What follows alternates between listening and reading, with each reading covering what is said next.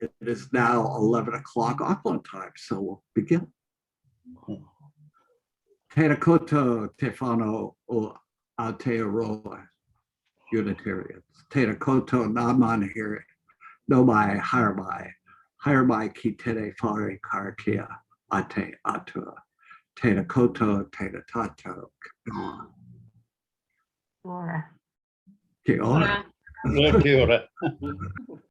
Well, welcome to all from near and far to our sanctuary.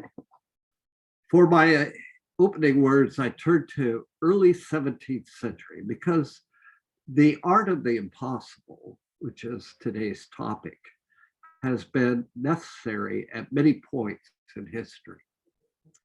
This poem, For Whom the Bell Tolls, was written when the bubonic plague was very much part of life. John Donne's brother had died of it in Newgate Prison during the reign of Elizabeth I. We're all familiar with it, but it's always good to hear it and be reminded once in a while for whom the bell tolls. No man is an island entire of itself. Each is a piece of the continent, a part of the main. If a clod be washed away by the sea, Europe is the less, as well as if a promontory were as well as if a manor of thine own or of thine friends were. Each man's death diminishes me, for I am involved in mankind. Therefore, sin not to know for whom the bell tolls. It tolls for thee. Our chalice lighting words. If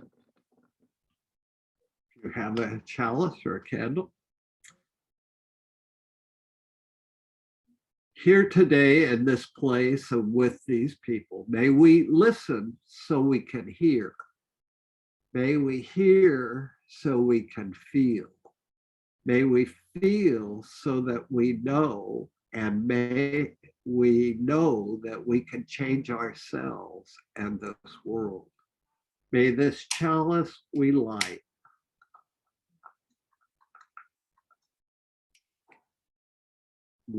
our way.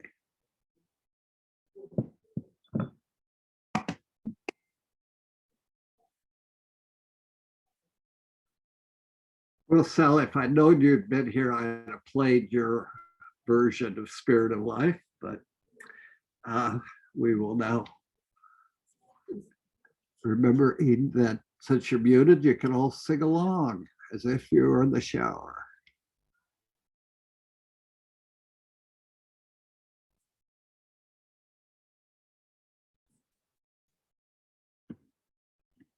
Our Koha hymn for today is Lean on Me.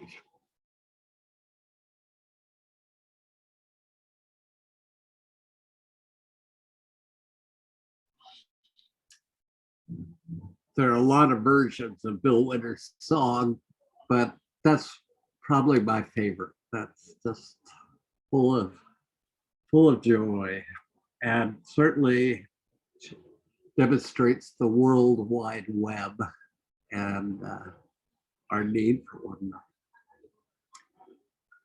Now I'm going to play.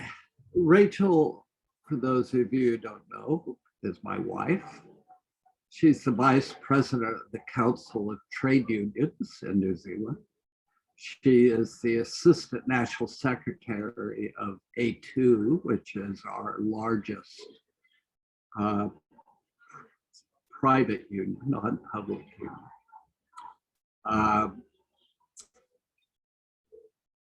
I tease her, she's my union thug spouse, but a union thug with 2 degrees in French. So she brings many years of working from the very beginning as a delegate in a union up to her present position.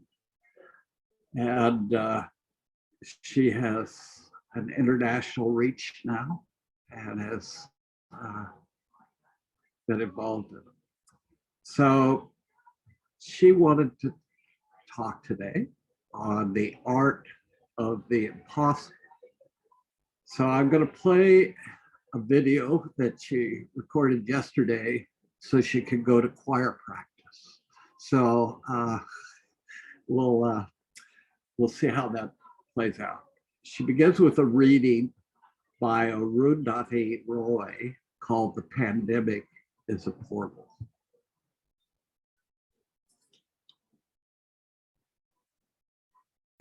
The Pandemic is a Portal, an excerpt from an article by Arundhati Roy. Coronavirus has made the mighty kneel and brought the world to a halt like nothing else could. Our minds are still racing back and forth, longing for a return to normality, trying to stitch our future to our past, and refusing to acknowledge the rupture. But the rupture exists. And in the midst of this terrible despair, it offers us a chance to rethink the doomsday machine we have built for ourselves. Nothing could be worse than a return to normality. Historically, pandemics have forced humans to break with the past and imagine their world anew. This one is no different. It is a portal, a gateway between one world and the next. We can choose to walk through it, dragging the carcasses of our prejudice and hatred, our avarice, our databanks and dead ideas, our dead rivers and smoky skies behind us. Or we can walk through lightly, with little luggage, ready to imagine another world and ready to fight for it. The art of the impossible. The pandemic is a great rupture. Those who seek hastily to sew up the rupture and return to pre-pandemic normal are seeking to preserve a world where wealth is funneled to the already wealthy at alarming rates, while millions upon millions pay. The alternatives to a return to normal are political. It is a cliché that politics is the art of the possible. We are at a moment in the arc of history where what once was politically impossible is possible. We can now perform the art of the impossible. It will take all of us. The pandemic in Aotearoa as elsewhere has showed us what is essential, what is not, and how we have been valuing billionaires over the people who keep our world going. With permission, I share this story. My name is Rose Kavapalu.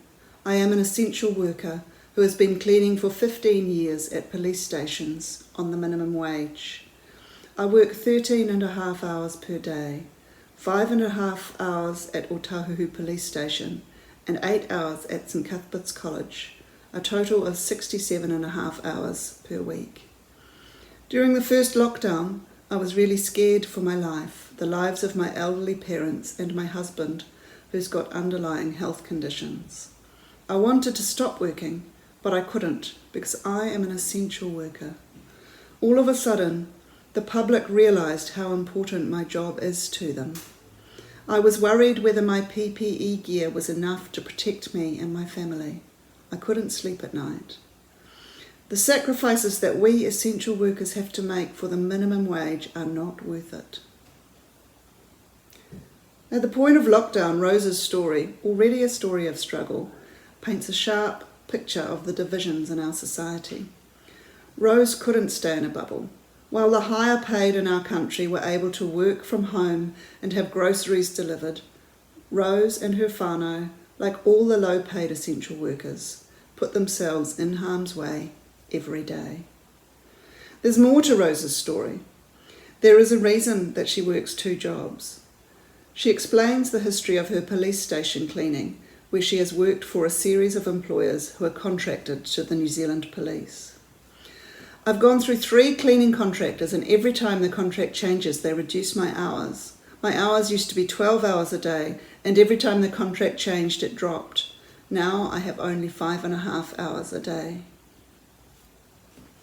Before the pandemic, the only political possibility was to think of Rose as an individual, and of the solutions to the struggles in her life as individual solutions. Perhaps she could get a better education, get a better job. But Rose's story is a story of how the world of work is structured in this country. We consider that some work, while it needs to be done, doesn't need to be paid enough for someone to live with dignity, doesn't need to be done safely, doesn't need to be done in a way that recognises the skills and humanity of the person doing it. We arrange work so that where an organisation needs a service, cleaning, security, catering, deliveries, the people who run that organisation can contract out the work to the lowest bidder. The people doing the work, like Rose, get whatever is the lowest cost the contractor can get away with. The lowest limit is not a livable wage for 40 hours a week. It is the number of hours one person can physically work. It is the number of families that can squeeze into a house or a garage or a car.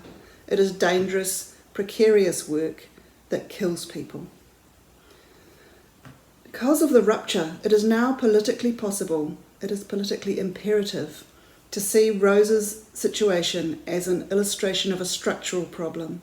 The way work is arranged in this country causes inequality, poverty, and struggle.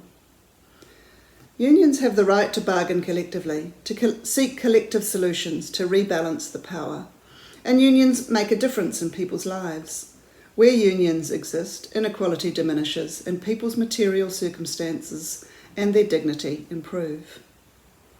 For the past 30 years, unions in this country have struggled for survival because the basis of our industrial framework has been the individual.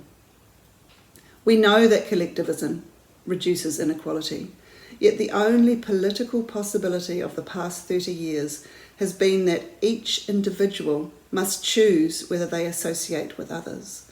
The only political possibility has been the absolute nonsense that we are connected with one another only if we make the individual choice to be so.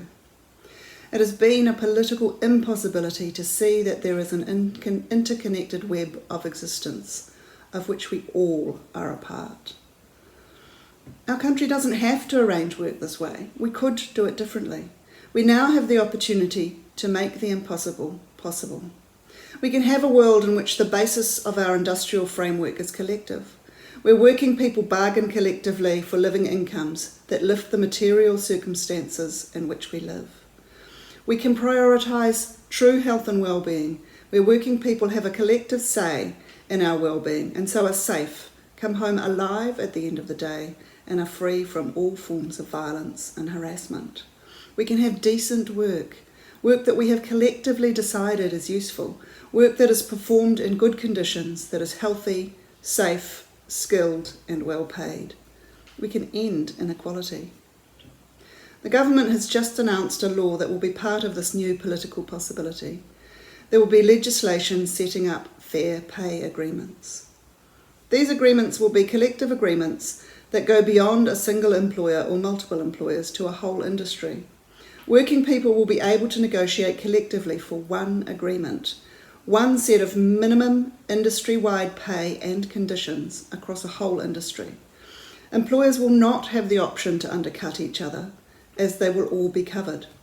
If industry employers and unions cannot reach agreement on these minimums, there will be an independent arbitration body that will make a final binding decision on these matters. Fair pay agreements are about more than pay, despite the name. In a fair pay agreement, working people will negotiate for pay, for safety and well-being, for education and development, for how work should be performed, including the hours people work. Under a fair pay agreement, Rose Kavapalu can hope to have just one job, with sufficient income to work a standard full-time week, with safe and healthy conditions of work, with a voice in her employment, and she can hope for priceless time with her husband, elderly parents and wider whānau. Already there are powerful voices arguing for the old political possibility, arguing that arrangements about work are best settled between individuals, that there is not an interconnected web of which we are all a part, that employers should be able to opt out of any arrangement, for they are individuals in charge of their own destinies. for fair pay agreements to deliver on the promise of a new possibility, it will take wide public support. It will take a recognition in all of us that Rosa's life matters, that, in the words of an African whakatauki, I am because we are. Kia ora.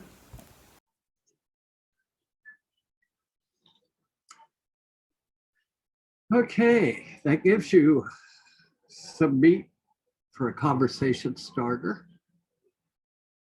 And what Rachel has proposed is, what can you do to be part of building public support for the new political possibilities?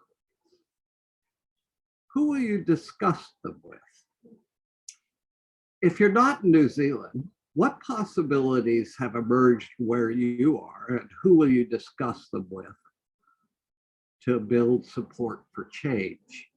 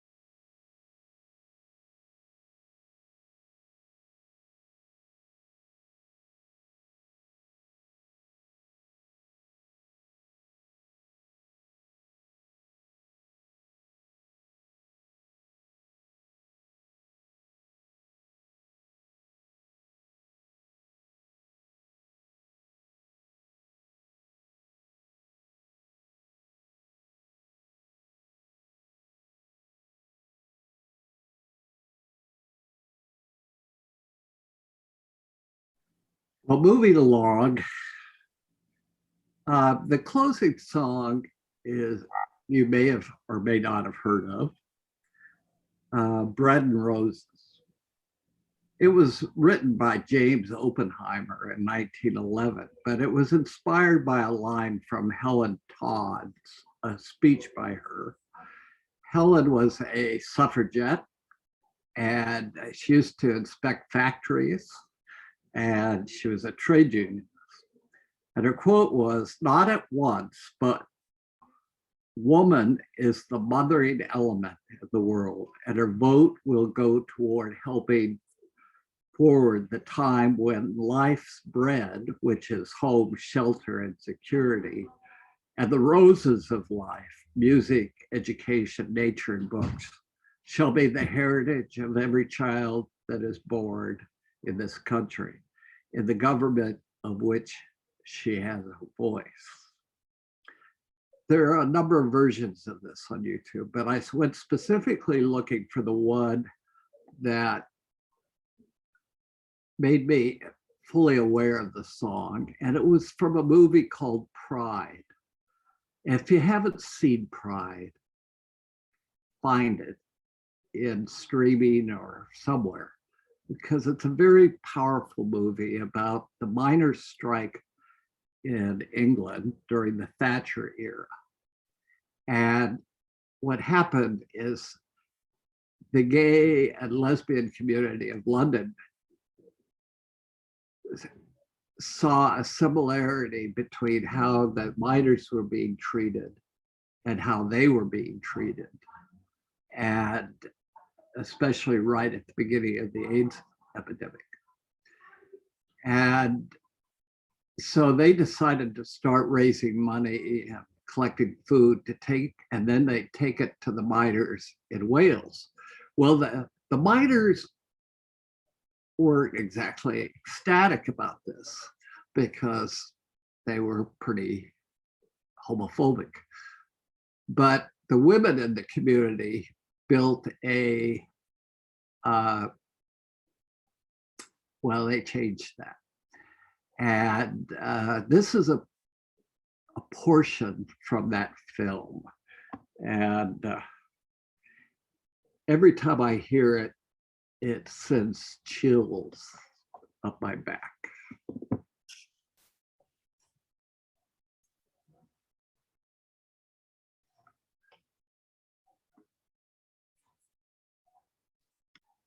There's a beautiful part at the end of Pride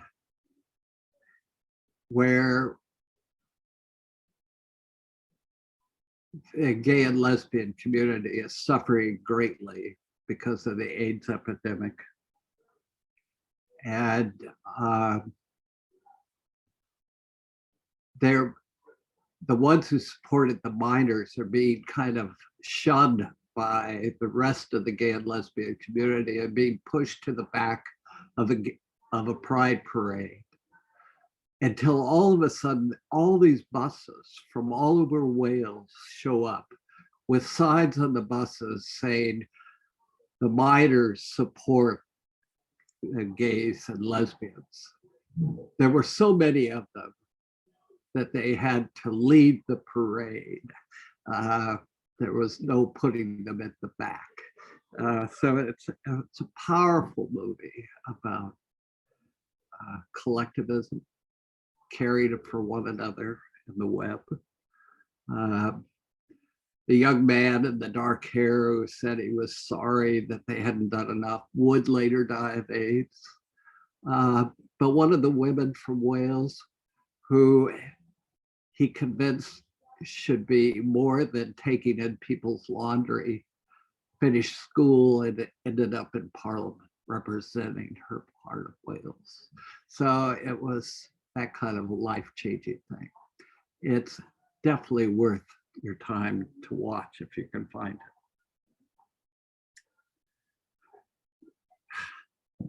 I extinguished this flame, but not the light of truth, the warmth of community, or the fire of commitment. These we carry in our hearts until we are together again.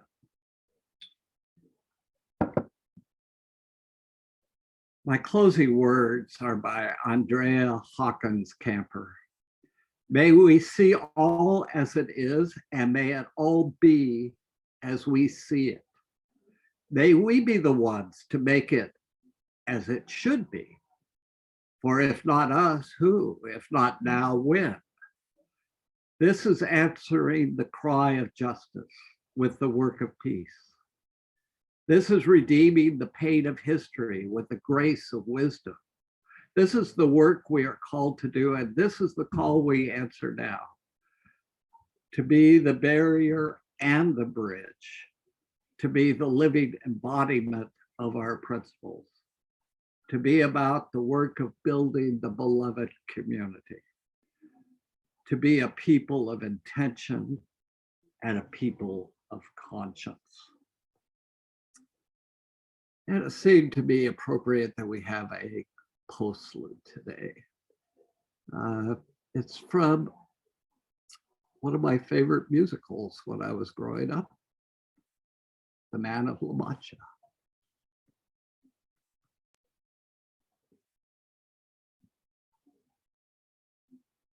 And if you don't recognize him, that's Peter O'Toole. Between that and Bread and Roses, lots of chills for me today. I hope there've been a couple for you. And I hope that you found some thoughts that will stick with you for the day and the week, and find your way to make a difference here and there, wherever you can.